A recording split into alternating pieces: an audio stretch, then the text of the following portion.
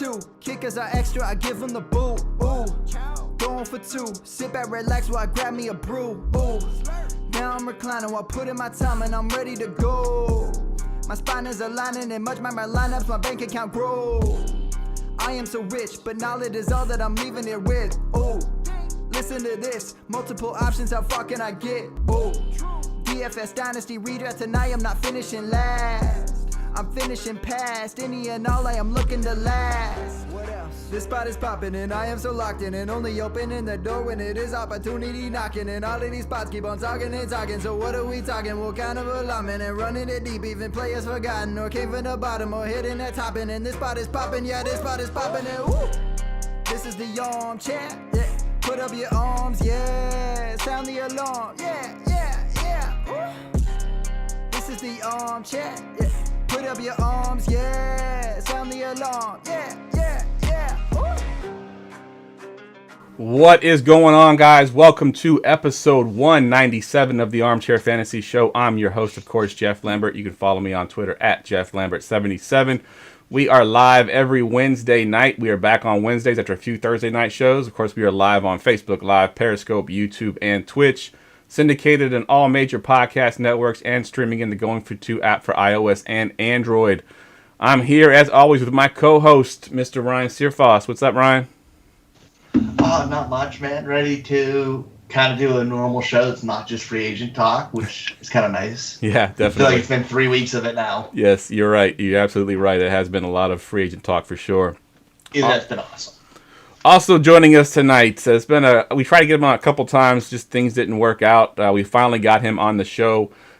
Jordan McNamara of Analytics of Dynasty. You could follow him on Twitter at McNamara Dynasty. What's up, Jordan? What's going on, guys? Thanks for having me. I'm glad to finally make this work. Yes, sir. Yes, sir. So real quick, for all my listeners that don't know who you are, give us a rundown what you do over at Analytics of Dynasty and just kind of in general what you do in the fantasy space. Yeah, for sure. So Analytics of Dynasty, I've written 3 editions of the Analytics of Dynasty, which is a Dynasty strategy guide. And each year it's a different evergreen strategy. It's all strategic based. It's not really player centric. It's all meant to give you a better leg up in your dynasty league. So I released this one in January, and you can find it. You go ahead and get the book at analyticsatdynasty.com. I also have a subscription over there where I do a Dynasty Daily podcast, as well as I have my Dynasty tiers that have a bunch of metrics in them, and it's a little bit different take on rankings. And I also have our real draft position tracker, which tracks actual drafts to give you something a little bit better than the mock draft data.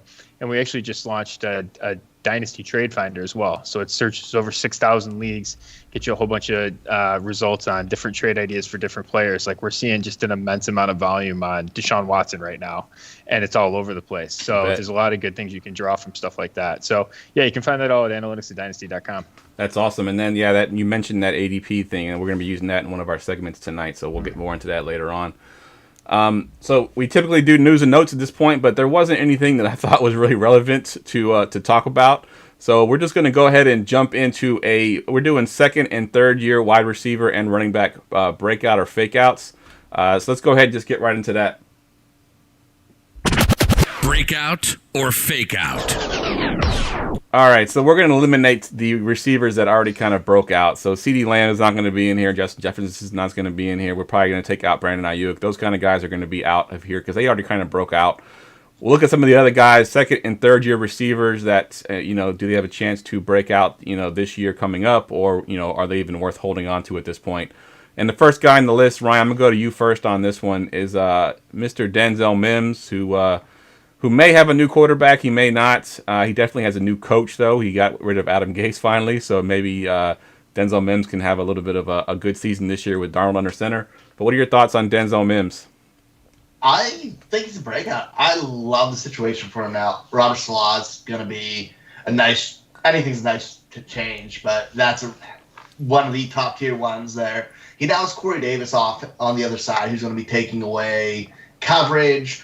It's going to let him be able to go deep and be worked around the field, be used differently, and he's not going to see as much coverage because he's not the only receiver there now, and it'll let him use that speed the right way. I like everything about Mims in this situation right now. I think he's a lock for a breakout this year. Maybe not a lock, but everything's the right way. And no matter who the quarterback is, whether it's Sam Darnold, we could see, I feel better about that because that Tannehill effect, or whether it's Zach Wilson or Justin Fields. I like all of that for him because he's a separator and he's going to be the guy they're going to be taking their shots to.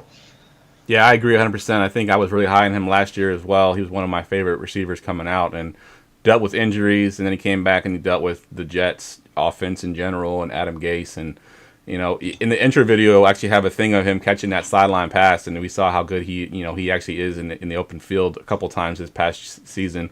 What are your thoughts on Denzel Mims, Jordan? Yeah, so one of the things I track is something I call base rates, which is essentially if you haven't hit yet as a player, given your round in the NFL draft and your experience, what's your odds of hitting? So for him, it's about 32.4% of guys that are in his cohort, second-year guys without a hit going in the second round of the NFL draft. But some of the RDP data likes him a lot more. So like he's going in the late 10th round, wide receiver 39, according to our data, which likes him to hit about 43% of the time. So, yeah, so I think that I'm probably just underneath where the market would be on him, but I sort of get the arguments for him. It's just not he's not locked into a wide receiver one situation, and without sort of an elite quarterback, I question that tier. So generally speaking, I'm kind of out on this level of the position. All right, sounds good.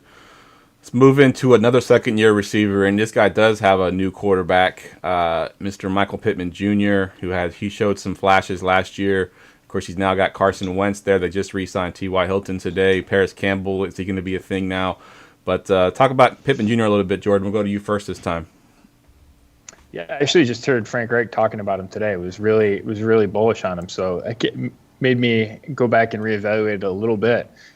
He's a similar case to Mims, but he's actually they're essentially the same cost, which is pretty interesting in terms of, I think that's largely tracked since where they were at rookies. Again, this is a spot in the position where I tend to really favor guys that have done it before versus the guys that haven't. So this is a spot where I'm probably avoiding wide receiver generally. But I think, if you told me one of these guys was going to hit, I'd probably take the over on it. I'm just not sure which one.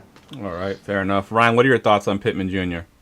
Yeah, I like Pittman's upside. I think Pittman has a very specific role in that offense, which I know everyone's kind of wanting T.Y. to be gone to help him, but I think with his big body skill set, he's a red zone threat for them, and he's their only real one outside of the tight end position. So I like him there. I don't know if he has a ceiling of higher than a wide receiver 2, but I think he has a nice floor play because he's going to be a guy who can get 6 to 8 touchdowns in the future, maybe like Mike Williams type production in that offense. Yeah, and if we can just get Carson Wentz, to be Carson Wentz that we saw, was it 3 years ago now? If he's even half that guy, I think Pittman Jr. is going to have a good season this year because they got some pretty good weapons in the passing game. We all hope that Paris Campbell is going to be a guy that can stay healthy and be something. T.Y. Hilton, if he could stay healthy and he could be something, but they have a good offense. They have a good offensive line, probably the best O-line that Carson Wentz has ever played with, actually. So if he takes less sacks, turns the ball over a little bit less, I think that Pittman Jr. can have a good season this year. Next guy on the list, he's gotten a lot of hate, because he dropped some passes in this past season, and he's gotten a ton of flack for that. But really, when you look at his numbers for the season, he actually had a pretty decent rookie season considering who his quarterbacks were. I'm talking, of course, about Jerry Jeudy, and Ryan, I'm gonna go to you first on this one. What are your thoughts on Jerry Jeudy, and are you buying any of this, this drop thing that he supposedly has, the dropsies? I mean, he was a rookie.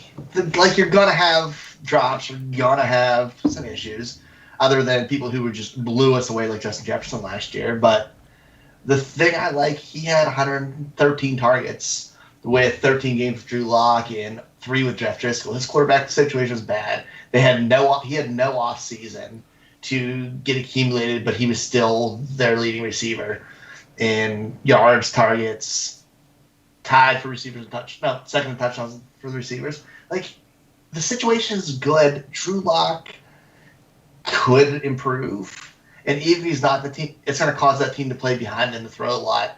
I don't see him catching just 46% of the passes this year. That's atrocious. Yeah. And it's just not something that sticks. Like, even if he gets up to 56, 60, which is okay for a receiver, that's a big jump with that 113 targets. That takes from 50 catches to 70. Yeah. That's a nice jump.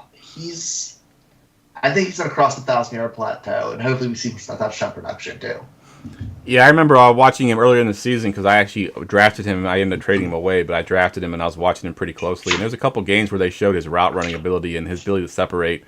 And it is everything that as advertised. They all talk about how he was a great route runner in college, and it showed in the NFL. It's just he had terrible quarterback play because you mentioned Drew Lock, you mentioned Driscoll. He also had that game I think with they had a wide receiver playing quarterback for a game. So he had some terrible quarterback play to say the least. What are your thoughts on Jeudy, Jordan? Yeah, so he's an interesting one. I've sort of fluctuated a little bit on him in terms of where I've been at. I was sort of skeptical because this is a dangerous profile in terms of valuation wise. So the wide receivers that drop in value that are first round guys after year one in Dynasty, only 30% of them that are first round guys after their rookie season, when they drop in value, actually return to that value in the next year. So we're looking, only 1 out of 3 of essentially you would expect Ruggs, Rager, or Jeudy to be back above their rookie valuations this time next year. So that's pretty concerning. Once I dove a little bit further into it, though, I kind of like what I saw from Jeudy. He had 31.5% of the air yards, 1.66 yards per route run. So that's above average. So in terms of check-in boxes, even though he had some problems, it's actually pretty good in terms of how much he was actually used. He was targeted on 21% of the routes that he ran, which again, that's a good number. So you sort of look at all this stuff and it didn't pop off in terms of fantasy wise. And there was some bad narratives to go along with it. But I actually think when you take a second look and dive a little bit deeper, it was probably better than we appreciate. Yeah, I agree. I think a little bit was overshadowed because you had, Jefferson doing historic things. You had CeeDee Lamb, looking really good in Dallas. Because actually, if you compare their numbers, and I've done this a couple times on Twitter when arguing for Jeudy, if you compare the targets, receptions and yardage, he compares very favorably to DK Metcalf in his rookie season. Other than touchdowns, I think Metcalf had 7 that year. So, but I mean, Metcalf has got Russell Wilson. So I mean, if you're talking about if he gets any better quarterback play this year at all, I'm not saying he's gonna be the next DK Metcalf, but just to say that he's a bust or to give up on him. We were all hyped on DK Metcalf coming into his second year, so why are we so down on Jeudy when they have very similar numbers? Yeah, the question I have on Jeudy is he with Metcalf, he was never going to be worse than the second option in that offense, right? You could say that him and Lockett were pretty closely tied in terms of their targets and their usage. I'm not sure that's true with Jeudy. You have Fant, you have Sutton, sort of how that offense is going to play out. I think there's a little bit more questions there with him, which is somewhat of the concern, but you're not paying a huge price for it either, right? You're not paying the Brandon Ayuk or Justin Jefferson price. So it's an interesting sort of spot where he fits in. I think the more I look at it, I can sort of talk myself into being convinced that it was a better than we perceive year, but I'm nervous about where he fits ultimately going forward. Yeah, and that pecking order, you're right, because Sutton will be back, and he was the alpha before he went out, and Fant is there, and how that really is going to shake out. Because Jeudy, for most of the part last year, he was the guy for more or less for most of the season. So I agree there. Yeah. Next guy on the list, I don't know if Gerson's in the chat, but he gives me shit for this guy all the time because I was high on him coming into last year. I was buying him everywhere. I think for the first 6 weeks, I was playing him in daily fantasy. I was waiting for that breakout that never, ever came.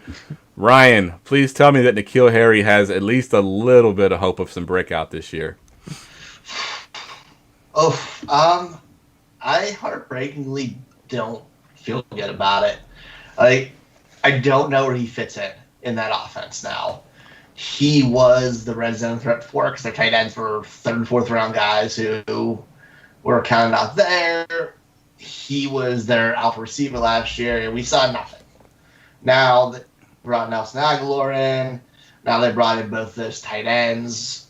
I don't see it, man. Him staying in New England is the worst thing that could have happened for his fantasy value. And I'm afraid it's going to just end it completely. I'm sorry, Jeff. I know that hurts. Yeah, I was hoping I can just somehow say that I've been a year late on Nikhil Harry or a year early, but that's not going to happen, I don't think. I did hear rumors, and I'm curious, Jordan, I'm going to ask you this question. First, give us your thoughts on Nikhil Harry, but then I also heard rumors that the Washington football team would be interested in getting Nikhil Harry. If he gets a change of scenery, anything different about his profile and what he might do this year?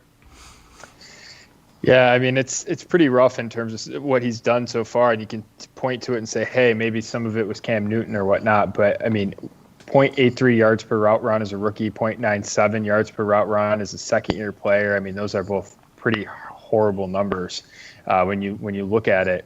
I'm pretty skeptical. I was skeptical on him coming out. I thought he was overcooked in his rookie valuation. He was, like, when you looked at it, he was historically the biggest outlier for a top 3 rookie pick in terms of draft pedigree by just an enormous amount.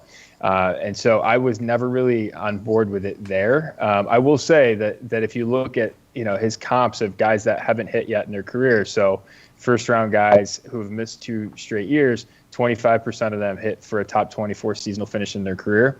That's a lot better than the market thinks right now. The market has it at about 17% odds. So that's an interesting, when you look at his fundamentals, they're actually better, even though, that's just knowing very little about the player. That's just knowing sort of their general skeleton outline. The market kind of knows that more information. I kind of side with the market on this one. I'm actually surprised it's that high. Yeah, I agree 100%. That's actually very interesting. But, I watched a lot of his games just hoping for that breakout. And I think I even had a bet with a friend of mine that I forget what the numbers were, but he didn't come anywhere close to him. So I watched him pretty closely. I did like what I saw. I didn't see the same things in the NFL that I saw when I was watching film in college, probably because he was just bigger and stronger than everybody else in college. And when he gets to the NFL, this is no longer the case. So maybe that's his detriment. The next guy on our list here, Jordan, I'll go to you first on this one. We don't know much about this guy because he hasn't played a whole lot. He hasn't had a chance to really get on the field. So you're really kind of just guessing at this guy. So if you could think back to when he first came in out of college, what your thoughts on this guy were and what you think about him going forward. But Paris Campbell for the Colts, what are your thoughts on him? Yeah, I was kind of hoping that coming into the season, they were going to sort of move on from Judy, and they were going to move on from Hilton, and it would be him getting a bigger opportunity. It hasn't been huge volume, but when you sort of look at the numbers, they've actually been pretty good. So 1.78 yards per route run, you really like to see that. That's well above average. And he was targeted on 23% of his routes, which is a really, really good number. The problem is it hasn't been that much volume, right? It hasn't been. It's been very, very low volume because he hasn't really gotten started in his career because he hasn't been able to stay on the field. So I think it's kind of up in the air. I'd be probably a void at this point just because that expecting those sort of later breakouts from these day 2 guys are it's kind of a bad bet historically. So it's generally a bet that I don't like to make. Yeah. What are your thoughts, Ryan, on Paris Campbell? Yeah, I kind of agree. I think he could be talented, be a good football player, but for what we want in the fantasy community, it just doesn't make sense. The team ran 459 times last year, so the run-heavy offense.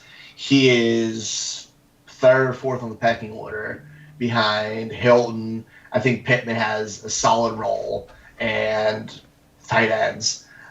I can't picture them throwing the ball 600 times. Their defense, it just does, like their team build. He's not there. I think he is a very high price value or very talented, not gadget player, but he's an offensive weapon who fantasy wise isn't gonna really do it for you.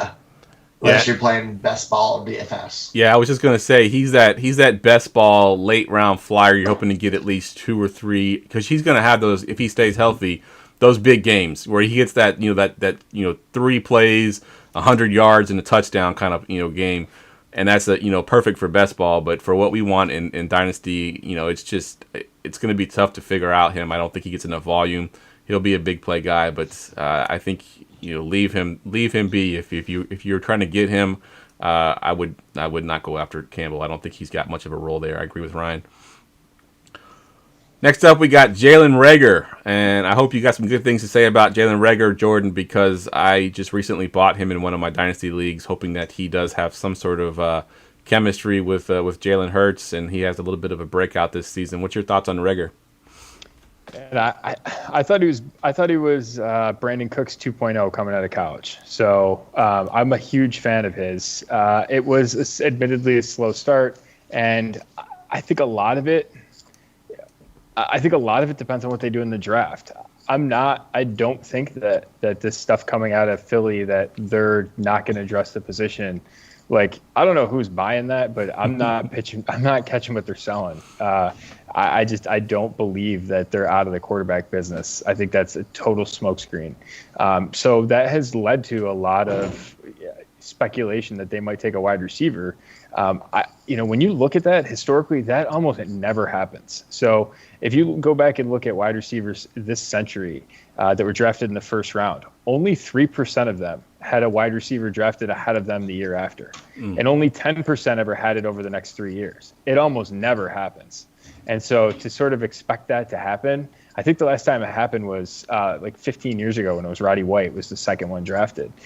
It almost never happens. So I'd be super skeptical of that happening. And all that's to say, I think there's a couple of ways that things could break right. They could get a really good quarterback, and I think that he could escape this thing as a wide receiver one, when I don't think anyone's thinking that either of those two things are true. So I'm not going to say I'm super bullish on him, but I am cautiously optimistic. All right, I like it. Yeah, we actually put out our 32 analyst mock draft today, actually, and I forget who we had drafted to the Eagles, but I had somebody chime in on Twitter and say that they, if they don't draft Jamar Chase, if he's on the board at their pick, that it's going to be a riot in Philly. But if what you're saying, the 1% of receivers drafted after they've been drafted the year before, having a guy go ahead of them, that's interesting to look at it that way, that they probably don't go Jamar Chase there. It'd be really unlikely. It's a 3% shot, and I would surprise. That would be a situation where it would happen, I guess, but and that's probably a higher chance than that. But man, it historically has been very rare for a team to do that. Yeah, good call, Ryan. I know you were big on Rager, coming out of college. There, do you still like him as much as you did before? Yeah, and to the fan base, like, that team has a lot more problems than just the wide receivers. Yeah. You're not picking that high in the draft because you're in great shape. Yeah. They had one of the worst secondaries in the league last year. It took them 12 games to figure out the quarterback situation. There's a lot of issues there. I think you try to get a premium position at that point in the draft. I can see wide receiver round 2 maybe, but right now Rager's their second receiving option behind Dallas Goedert, possibly could be their first. In worst case scenario, they would draft somebody. He's their wide receiver 2, and he's a big play threat. You brought up Brandon Cooks, which you could have that role. End up with an 1,100-yard season off of 3 games over 150 yards, 100-yard game, then some 30-yard ones in between. But by the end of the time it gets there, and you have to play in your wide receiver 3 position because he can win you a week. Like, that could be his role in fantasy, which I'm okay with if I'm drafting him where I'm drafting him now because of the upside to play. And then the best case scenario, he gets volume. So I like his situation as of now. Yeah, I'm with you there too. I like Jalen Rager. I wouldn't have bought him if I didn't think that he'd have a breakout season, or at least close to it, and be worth what I had to pay for him. People are down on him because of Hurts, and are they going to draft another quarterback, and all this talk in Philly and what's going on there. But I think Rager's going to be a good player, and that's why I went out and bought him in my Dynasty leagues. Didn't we love Hurts? Yeah. Didn't we just love Hurts 3 months ago? Yeah, it was like the hot topic. I guess Eagle fans just forget about that stuff. I can't keep up, man.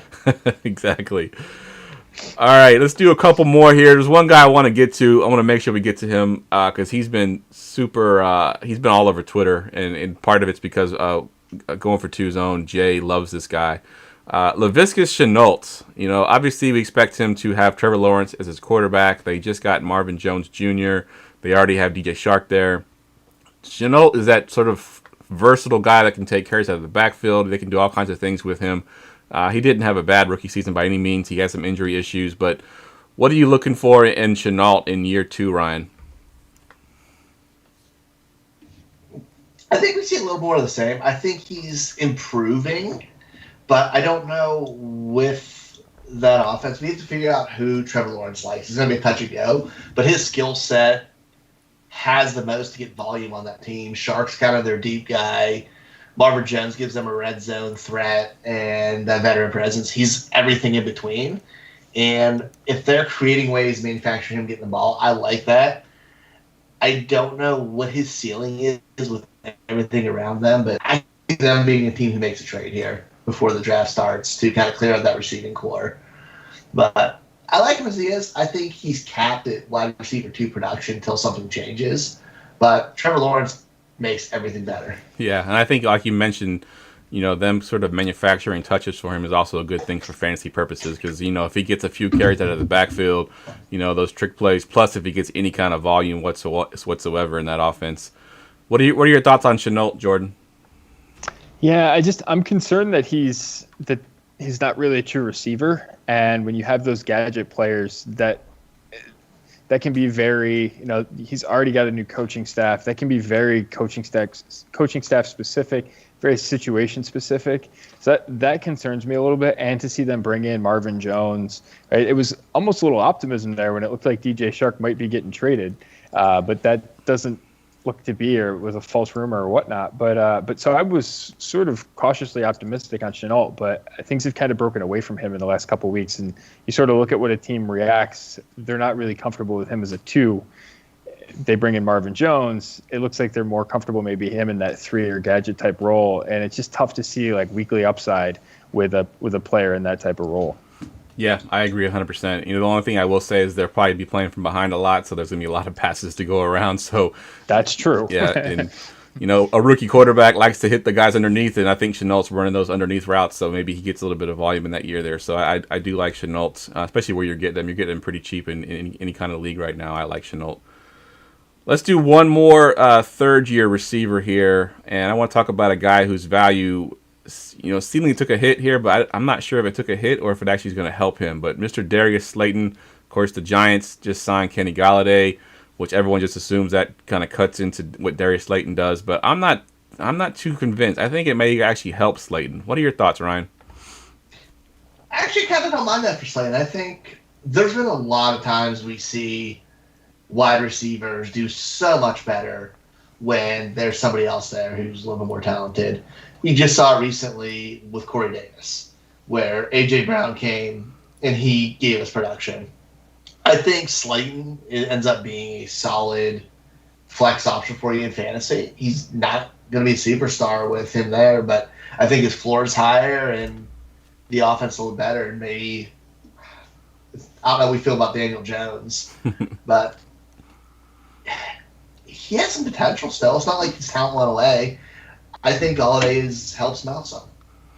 Yeah, I think so too. I actually own both Galladay and Slayton in one of my leagues, and Slayton, I think he struggled a little bit when they start realizing that he is sort of the alpha in that offense. Once Barkley went down and they were rolling coverage his way, and he just couldn't handle it. Whereas if you put Galladay out in the field with him and he pulls that coverage away from Slayton, now you got Slayton one-on-one in those deep routes. I think he can definitely hit a couple of those. And Daniel Jones showed chemistry in their rookie season together. They had a really good rookie season together, and it was the chemistry of the two of them. I think they can get that back. What are your thoughts on Slayton, Jordan? Yeah, I think he might actually be an interesting, like if you want to bet against Galladay, and I think that there's reasons to bet against Galladay in terms of not a big separator. There appears to be lots of injury concerns. It looks like they were the only market for him. So when you sort of look at all those things, if Slayton has a price drop, hey, maybe they were wrong on signing Galladay, and there's actually problems there. It could actually open up Slayton from a cheaper price, which is, I think, an interesting. It's almost an interesting contrarian pivot play if his price starts to tank. When I sort of look at him, like it was a pretty promising rookie season, and then he sort of is asked to do more. And it's a pretty big efficiency fall off for him just in terms of his route run production and all that. He's those lower pedigree guys until they fully do it. it's a dangerous trap. It's kind of the Gabriel Davis this year situation. Everyone wants to project that next step forward, but it's really rare. And he's one of those guys you just have to, like, it's a cautionary tale because it doesn't take long for someone else to bring in what they project to be as an alpha one, which is what just happened with Kenny Galladay. Yep. Good point. All right, let's get to a quick commercial break here. NFL draft season is upon us. It's possible that you might have a Trevor Lawrence haircut in your pants. That's why our new partners, Manscaped, the leaders of below-the-waist grooming, have partnered with us to make sure you don't gamble on shaving your balls the same way you gamble on football. For all my Dynasty fans, we have an exclusive 20% promo code. It's Armchair 20. You can use that at manscaped.com and save 20% and get free shipping. Again, get free shipping and 20% off at manscaped.com with promo code Armchair 20. And give new meaning to best balls with manscaped.com. So check that out. All right, guys, let's get into our second year and third year running backs here. We got some pretty awful list here, so we probably won't hit on all these guys because the guys that already broke out, we already know who they are. These guys left over, they're going to have some things happen for them to really sort of hit value. And the first one I kind of grouped together, we got Zach Moss and Devin Singletary. Are either one of these guys a potential breakout, or are they both fake outs, Ryan? I have them both as fake outs. I think Singletary's good in complimentary role. I guess Zach Moss is too. But I don't think either one's the starter next year. I think they're a team that's terribly running the ball. They threw it an obscene amount of times. They need to add a running game, and apparently neither one of these guys are the option because they just ended up giving the ball to Josh Allen instead. I think they're kind of done for me. They're going to have very low production. And if there's an injury to people on the team and there's one guy that's by himself, they could possibly have a good season. But I have no faith. Yeah, I think I'm with you there as well. I think I've even heard that the Bills are in the market for possibly drafting another running back or looking into a free agent that might be out there still. Because these running backs are so kind of iffy, we're just going to rotate them. So we'll go with the next one here for you, Jordan. Mr. Eno Benjamin. Of course, they traded away Kenyon Drake. As it stands right now, I think Eno is probably the RB2 on that team, but they may draft somebody or even bring somebody else in. But what are your thoughts on Eno Benjamin? Yeah, there's going to be someone that we don't expect landing a job because I just think when you look at the numbers, you count maybe the 3 first week starters out of this rookie class, and you count the jobs that are open right now. It's like 4 or 5, depending on how you want to count. One of these jobs is going to probably survive. So we'll have to see, maybe free agency will change that. But I think this one's the best one to actually have that happen. I'm not buying this thought that they think Chase Edmonds is like a feature 3-down guy, but I'm not sure that they'll be able to address the position either. And so there's a chance at a really cheap cost at a very deep part in the draft that you get a crack at Eno Benjamin. And he could be a really cheap one injury away guy behind a guy who hasn't been able to have support much workload in his career in terms of Edmonds. He's never been the guy when he has this broken down. So I think it's a really interesting bet. It's a low percentage bet, but it's a very asymmetric bet. Yeah, I like that. I think Eno Benjamin, if nothing changes, if they don't draft, a rookie running back this year, because you're right, Edmonds has been hurt, and he was hurt even last year. So, Eno might get his shot, and who knows if he gets his shot, what could possibly happen. Another situation, Ryan, and I give this one to you on purpose because I know you're there in Pittsburgh, and I'm curious to what they're talking about there. Because, of course, James Conner's not going to be back with the Steelers. So currently at the top of the depth chart right now, they got Benny Snell and then Anthony McFarland, the second-year running back from last year. What are they saying in Pittsburgh about these two guys, and are they talking about drafting somebody, or do one of these guys get a chance, you think? If the Steelers don't draft a running back in the first 2 to 3 rounds, this city's going to burn down. People are nobody wants that. I think Anthony McFarland has a third down type back role, possibly a low one. The Steelers have had a propensity to run one running back and not really rotate. And Benny Snell's kind of just a plotter who's a depth piece who will be your actual handcuff of the team. But this is a team they're going to draft a running back. The coaches were talking about going down to Alabama specifically, see Najee Harris, even though he didn't show up. You've heard rumbles about Travis Etienne with them. A lot of people really like the fit with Javonte Williams, even though I feel like it's kind of more of the same.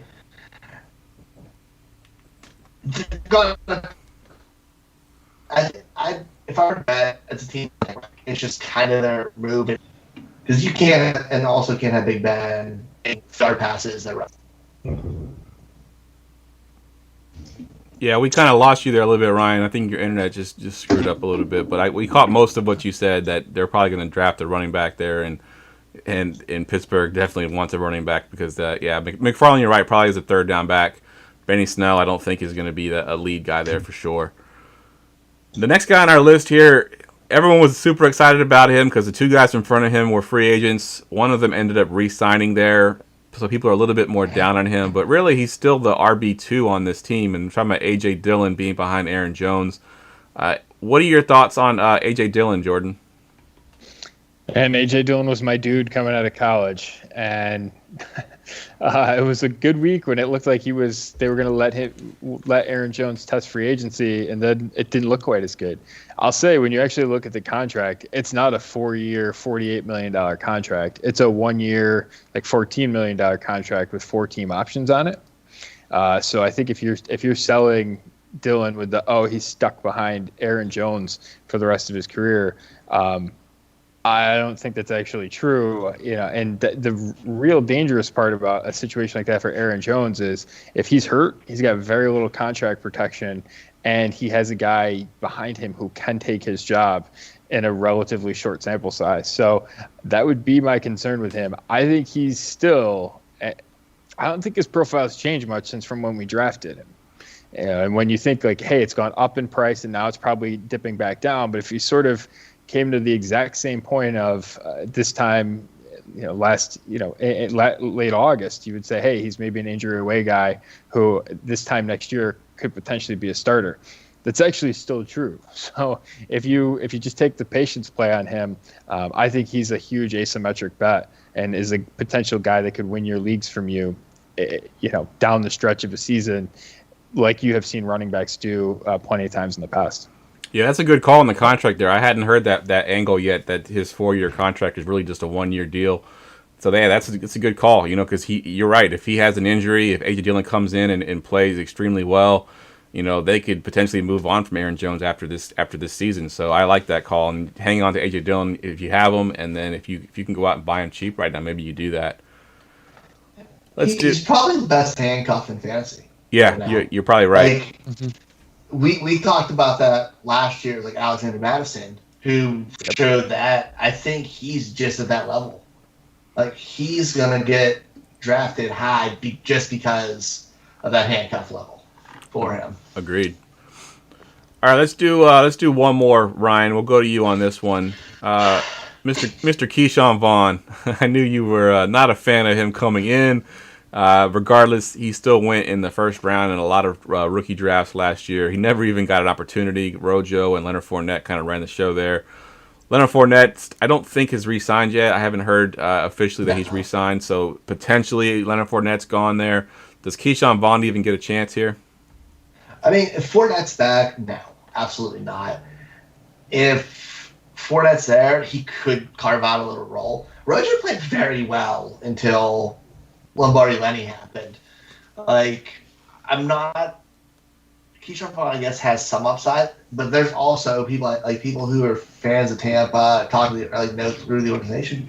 They seem to be wanting a running back too, and they have such a solid team.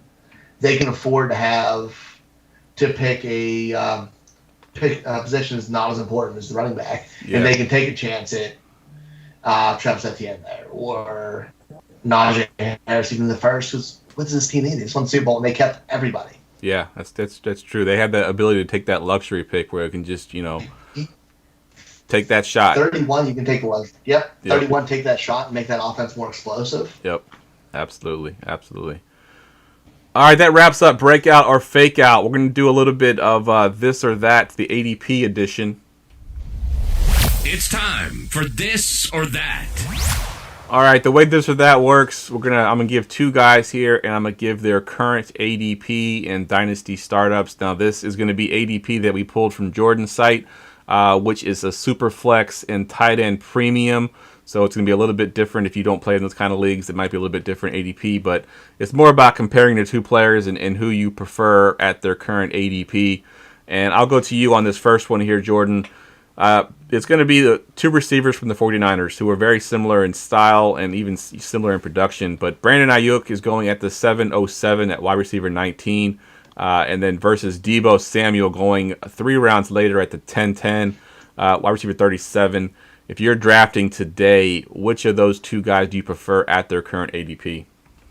It's Ayuk, and it's not close. When you look at Ayuk last year, 25% of their air yards, you like to see that quite a bit.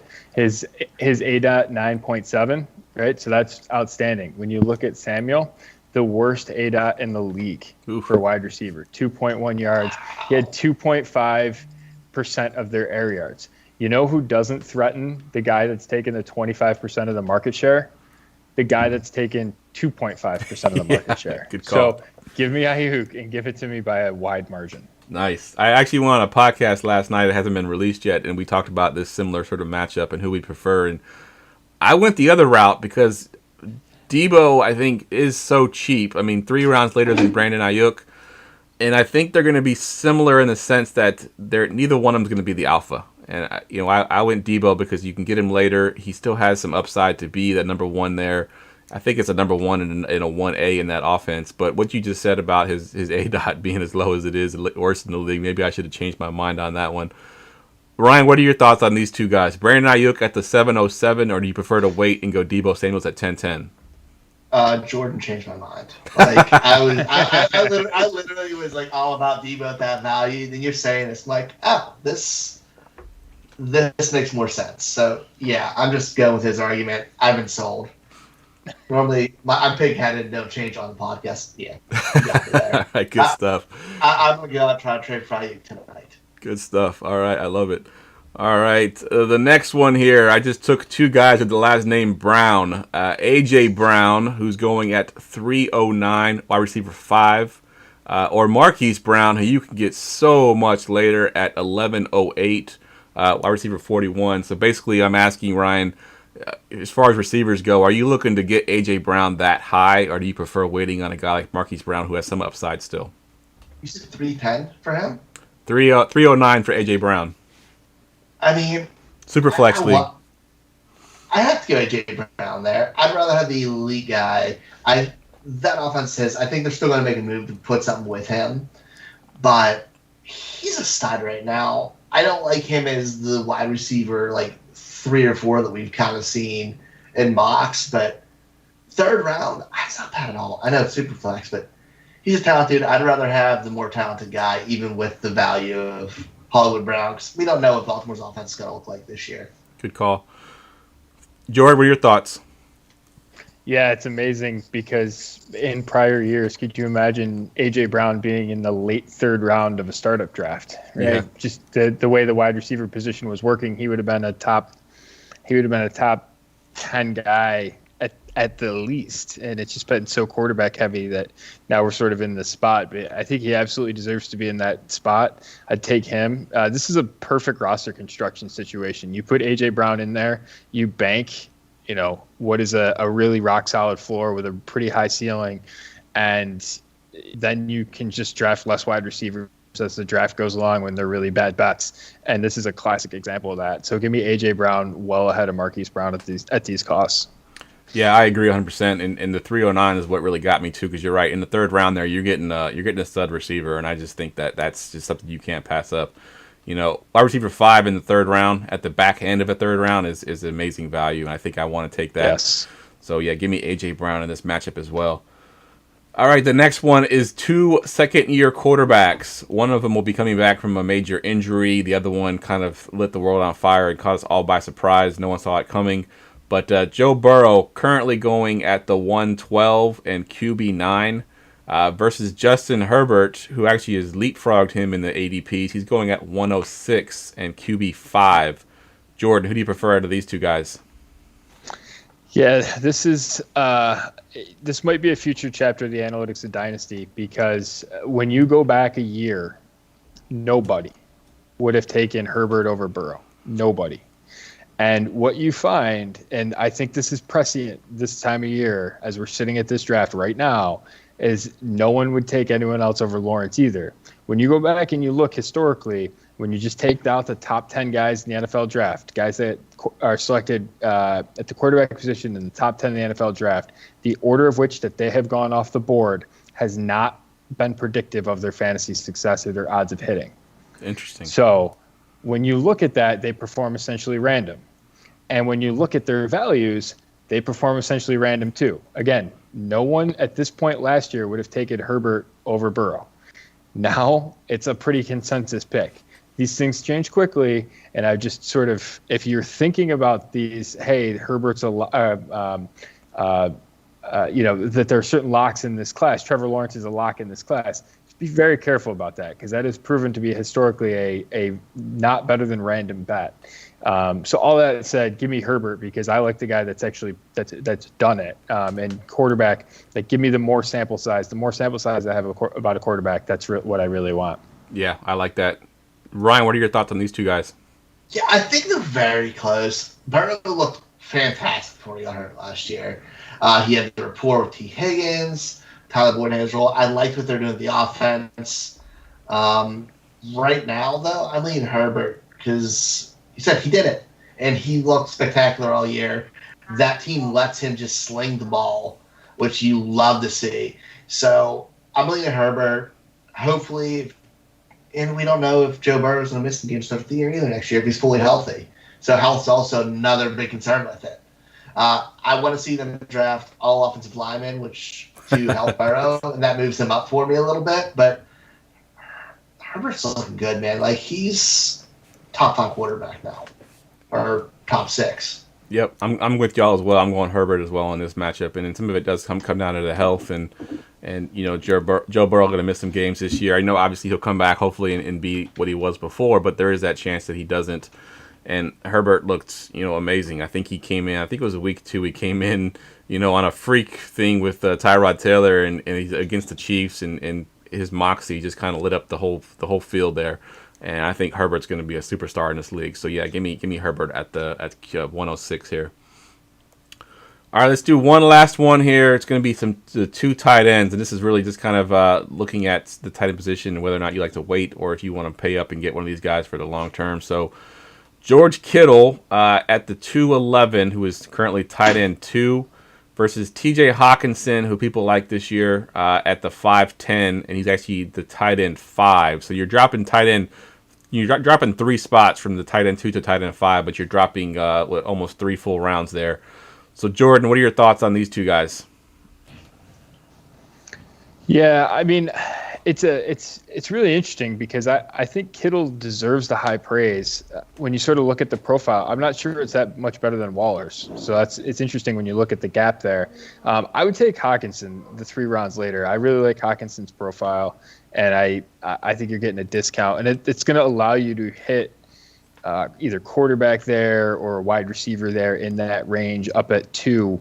Probably a running back, honestly. It's probably a bigger drop off at running back than it is tight end from at this particular spot. So it's more of an opportunity cost thing. And that would sort of be my play there between the two of them. All right, Ryan, what are your thoughts? Hawkinson or Kittle? Yeah, I'm going Hawkinson.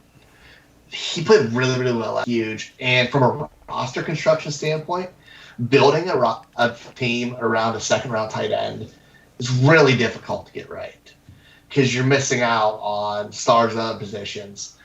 And then looking at the Lions' offense, there's 2 weapons on that team, if we're going to be honest. There's DeAndre Swift and T.J. Hawkinson. Good point. Other than that, there's just guys.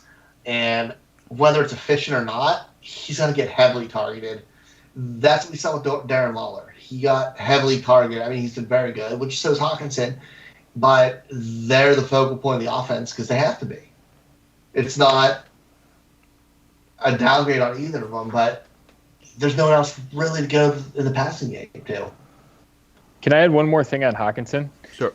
Just in terms of the data that we see, so we track the real draft position. That's tracking actual drafts.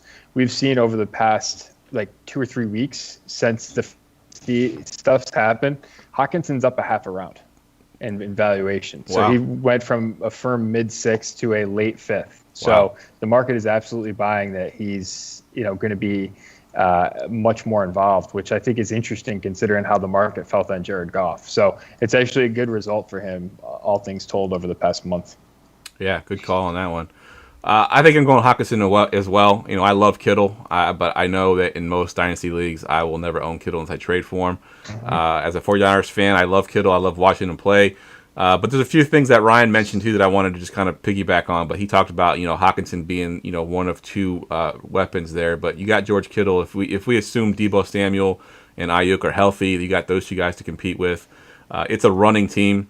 We saw in the playoffs a couple years ago that they just handed the ball off 100 times over 3 games and barely even threw the ball. They want to play really good defense, run the ball. So there is a scenario in which George Kittle doesn't get quite the volume that we had seen in the past.